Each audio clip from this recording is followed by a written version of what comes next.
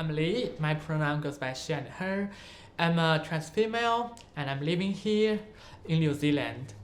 When I was maybe at 4 or 3 back in kindergarten, I realized I was different, and I thought maybe I was gay or something because back in China we don't have sex education, and I don't even know what is gender and what was sex, and I didn't know that until when I come to New Zealand, complete my high school here. I know, and I started to embrace myself as a she and her, because I can't imagine me wearing in a suit, and I can't imagine me just look masculine. It's miserable for me.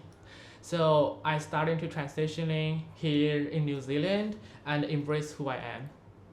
I think the major change is about me identify as she and her, because in Chinese it's ta, only the ta. So the pronoun only ta, so that's why I didn't sense the difference between he and she. So I think the big change is about correcting the proper pronoun. I still feel connected with my country, but I just don't appreciate the government, the behavior, especially what they've done to our community, the trans community. I'm more willing to speak English, right? Because I'm calling myself as one without mother tongue, because my voice back in China was silenced. I would say I'm privileged in here, because being a trans in New Zealand and in China is totally different, because the government back in China, they are not support us. We cannot even access the toilet, because the toilet is for sex, not the gender toilet. It's just if you born as a male, your sex is a male, go to the male toilet, not female toilet. They are not pursuing us through our gender. They are through our body, but your body doesn't define who you are. That's just you're born this way, and they don't know why, because there's no sex education. That's what Chinese government should let the people aware that. I hope the government can support them, at least the self-identification. Just self-identify with the trans, with the she or her or he or him, not through a very humiliating gender path, the surgery, because you have to change your gender through going through surgery. We don't have our choice for our bodies. We don't have a control of our body. We have to give up the right, and we are living like a second-class citizen. And I hope also the Chinese government can provide the sex education. Sex education is not just teaching people how to have a sex. It's teaching them how to respect females, women, how to have a proper image of gender and sex, and take care of us. I would call me a second-class citizen, because I don't have the right to live there. Why I'm saying I'm second-class citizen, because also the whole social environment, it's very misogynic, and they hate us. It's very transphobia, and we don't have the right to live there, because in China I cannot definitely wearing the clothes. I just go out on the street. They're gonna accuse me as 变态, or 娘娘腔, which is very literally means sissy, which is very misogynic expression.